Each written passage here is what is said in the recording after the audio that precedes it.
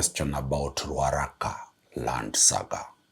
The issue at the Environment and Land Court was whether that land, that 3.5 acres of land, is it a public land or is it a private land? The judges are saying you cannot buy your own land. The Kenya government cannot buy land from itself. The land belonged to the Kenya government. It used to be a private land. It was surrendered to the government of Kenya. The government of Kenya allocated that land. So National Land Commission purported to have acquired compulsorily the Ruaraka land, school land. And therefore they paid 1.5 billion. The payment of Kenya shillings 1.5 billion to the appellants was illegal, null and void. Oh my God. What are the likely charges that are going to be preferred? They will be charged with the offenses of conspiracy to defraud, abuse of office, fraudulent enrichment by public money, and very many other charges. All their properties that they bought will be forfeited to the state.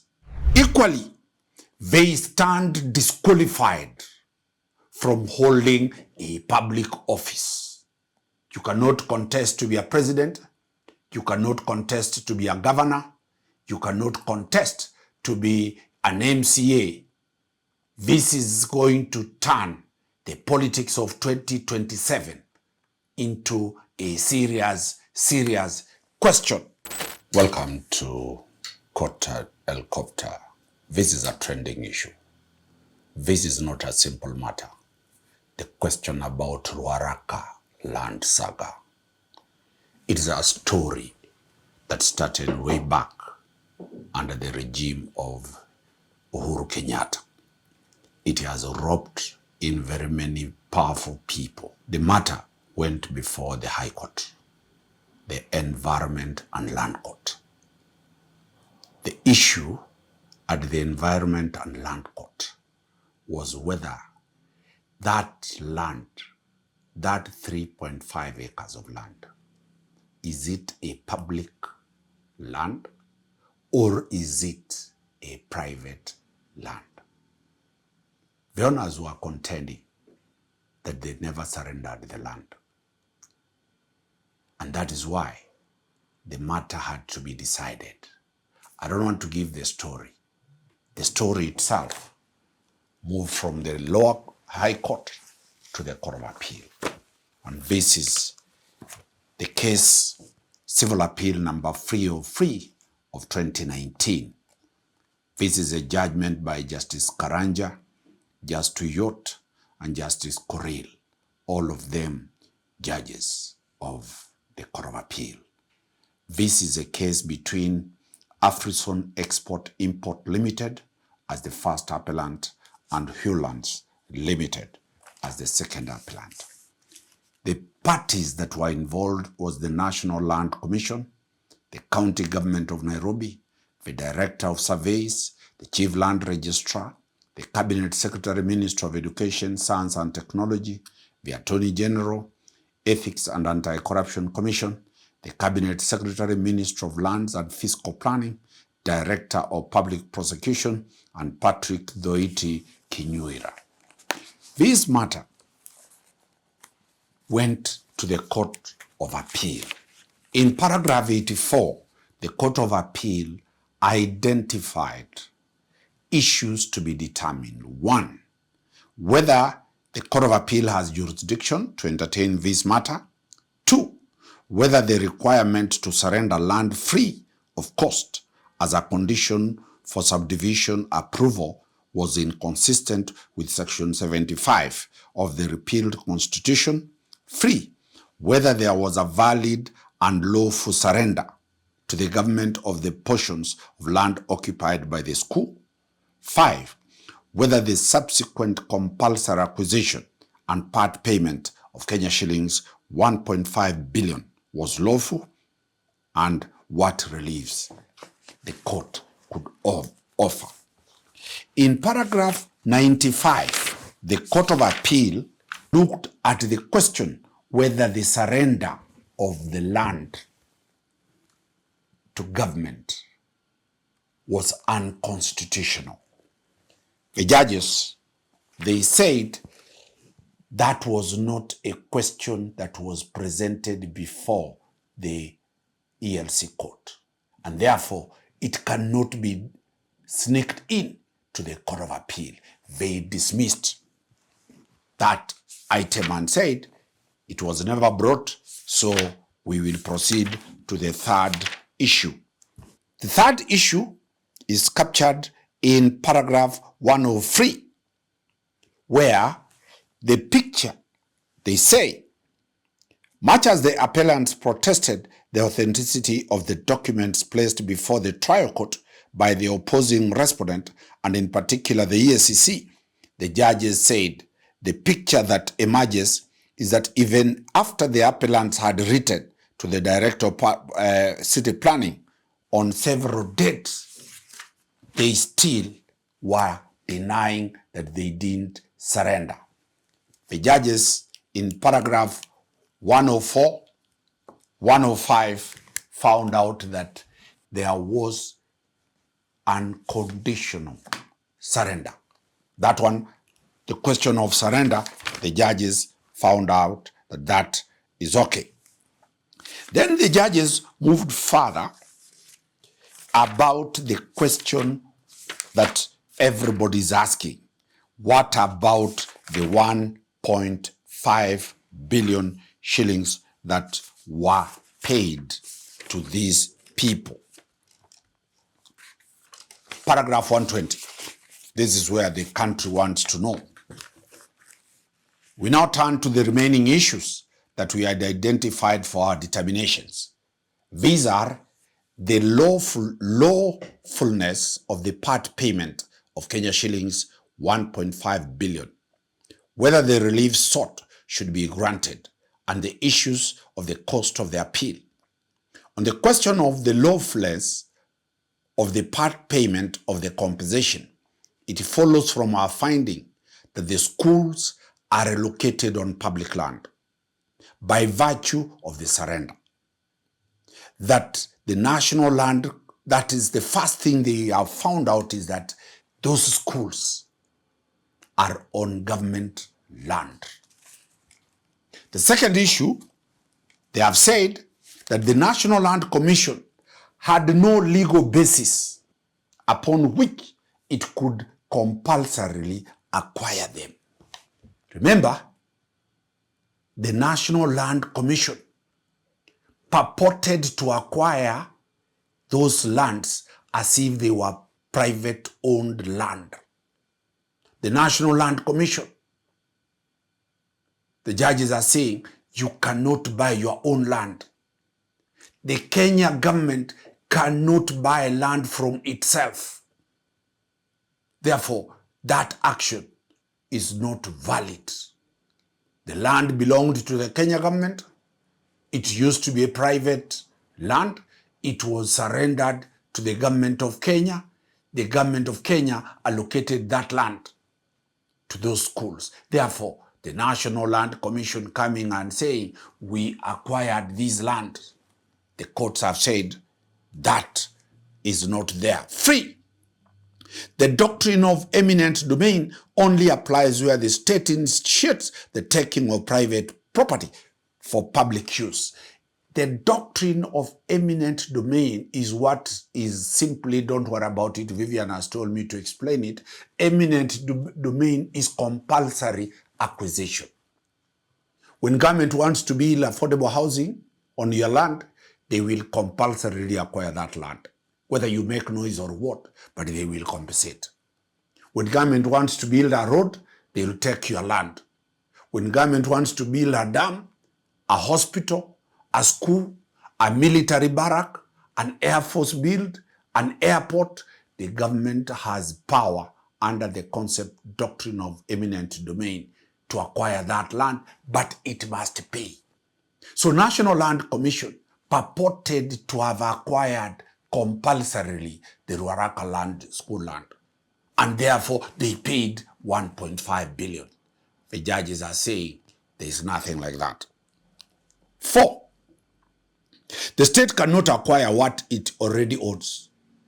The purported acquisition was therefore without one legal foundation.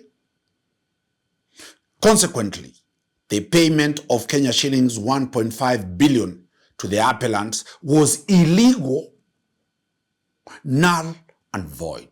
Oh my God. If EACC was in that court and they have had this, we'll see what they will do. So the judges of the Court of Appeal are saying the payment of 1.5 billion to the appellant was illegal, null and void. It was money paid under a mistake, both in law and in fact. As to whether the appellants are entitled to any other order sought in their memorandum of appeal, we find, based on our finding, that there is no merit in their appeal, that they are not. Finally, as regards the issue of costs, we are of the view that, considering the opinion of the Environment and Land Court, each party will meet their own costs. This is a judgment entered on 3rd day of July 2026 by Justice W. Karanja, Judge of the Appeal Court, Justice F. Tuyot, Judge of Appeal, Justice W. Coril, Judge of the Court of Appeal. This is 3rd day July 2026. So the questions that were raised by the appellants were all dismissed. And the judges of the Court of Appeal have ruled that the money that was paid, part payment of 1.5 billion, was illegally paid. It was paid because of a mistake of facts and the law. What will this trigger if the judges are saying our money, 1.5 billion, was paid wrongly to people? The EACC has swung into action.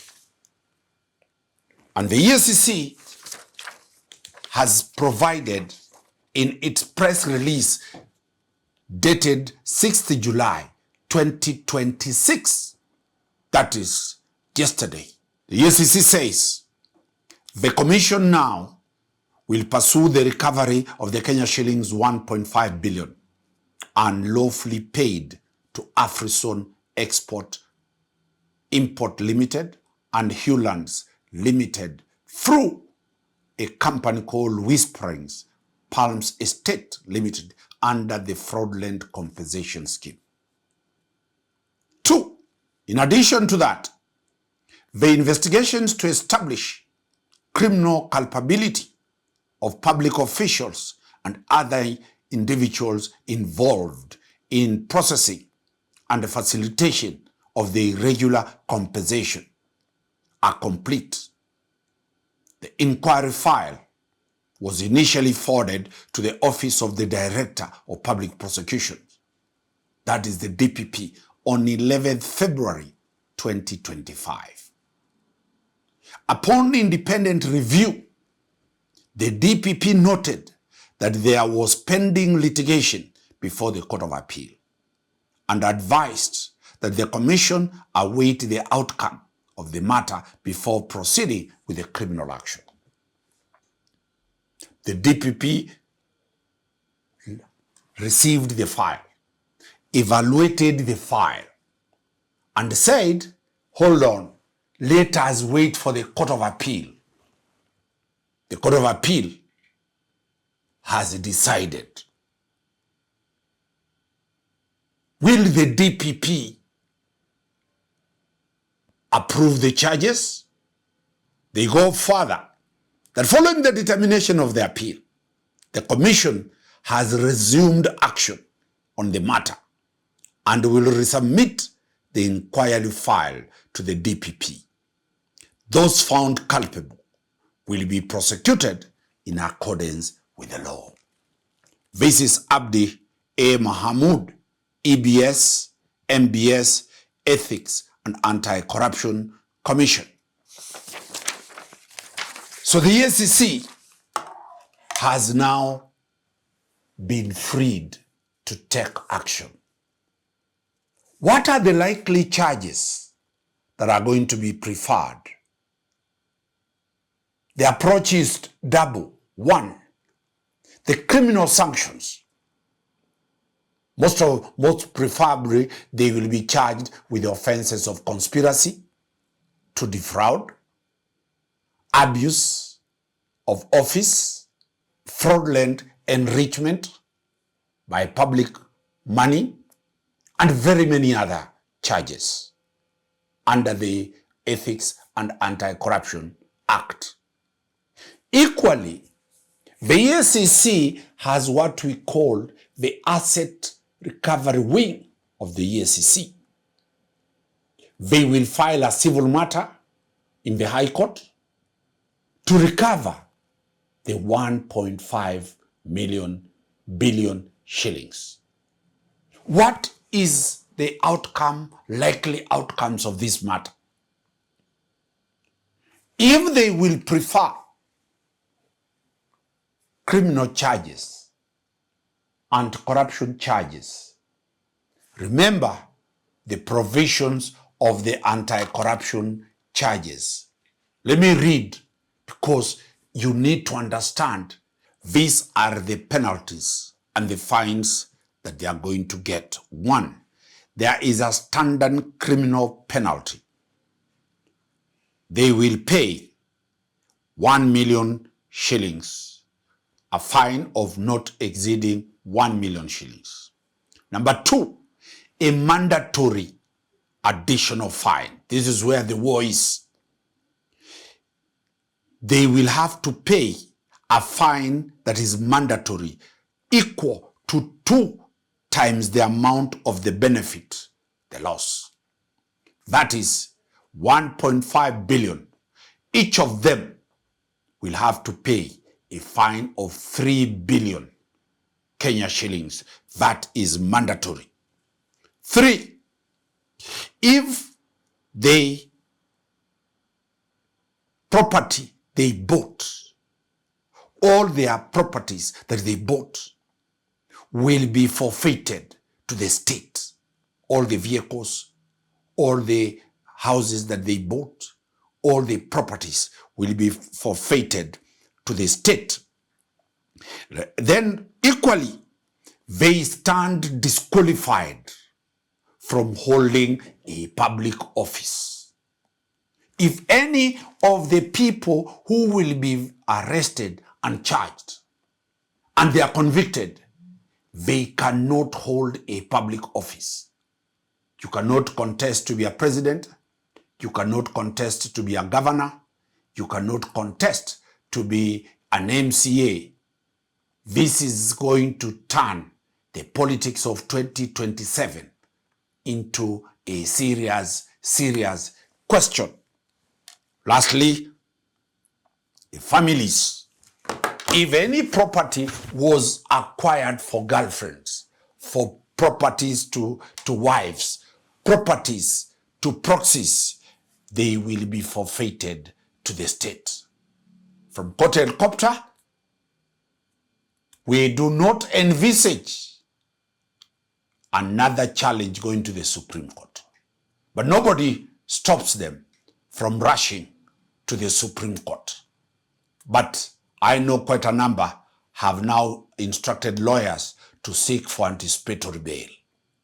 Most likely, the DPP and the EACC will move into action immediately after this maandamano to forestall the opportunity for them rushing to the Supreme Court to get a stay of execution of the Court of Appeal. But does this question raise any constitutional issue that will be allowed by the Supreme Court? Wakili Dansan Umari does not see any constitutional issue in this matter because the question is about illegal payment that has been declared null, illegal, and it must be recovered. From Court Helicopter, we wish you a free corruption day, and we hope EACC will pursue this matter and the DPP will allow the perpetrators to be taken to have their day in court. Thank you.